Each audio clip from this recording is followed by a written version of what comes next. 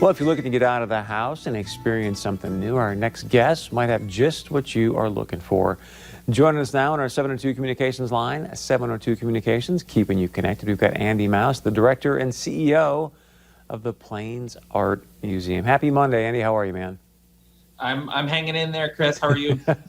I'm doing well for a windy Monday. So let's Windy have, Monday. the Plains Art Museum might be the perfect place to get out of the wind. So talk about what's happening as of late, how you dealing with COVID, where are things at?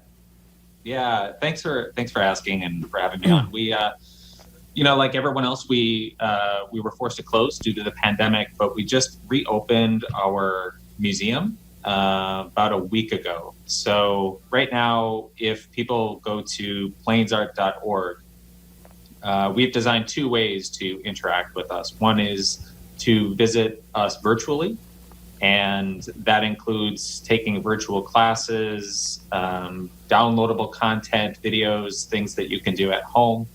And there's also the visit us in person, which we're really happy to be at that place for our community. I bet.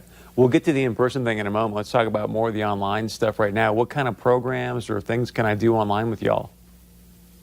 You can take an art class. In fact, you don't need to be an artist. You don't have to have a studio.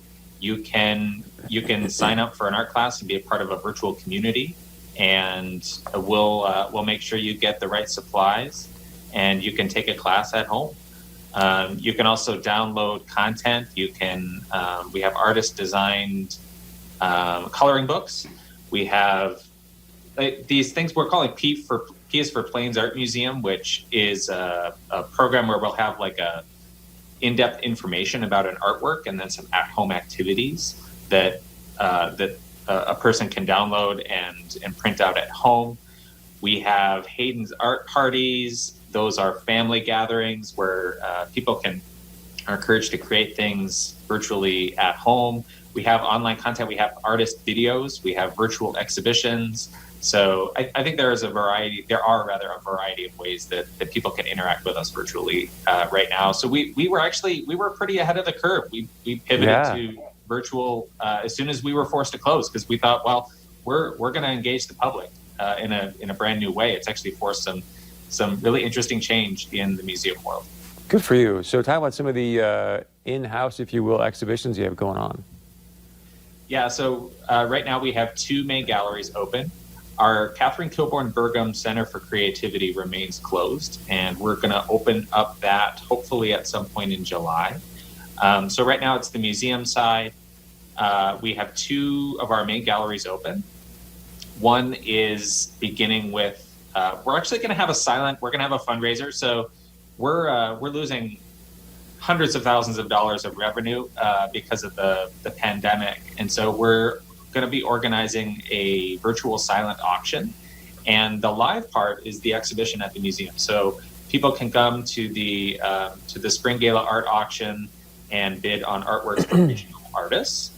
And in another gallery, we have what you're seeing here, which is a major exhibition by someone who we have admired for a really long time. Her name is Dianna Whitehawk.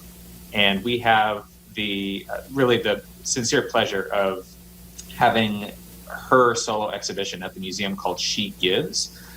We feel very strongly that she is becoming one of the most sought after Native artists in the museum world. And her exhibition is just really, really fantastic. And it's a breath of fresh air right now in this cultural moment too. And it's just, I believe it's the must-see exhibition of the year. We've been looking forward to it for so long. Yeah. She could be exhibiting her work anywhere. I mean, we're very fortunate to have her in Fargo. What's the name of the piece we're looking at? Do you know?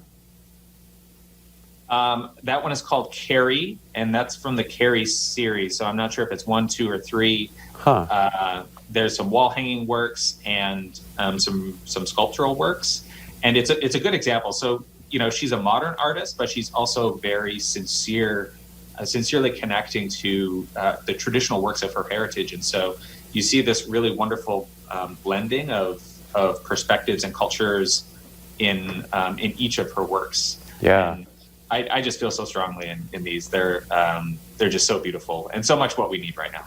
Andy, we got to wrap it up real quickly. What's your website and where are you located at?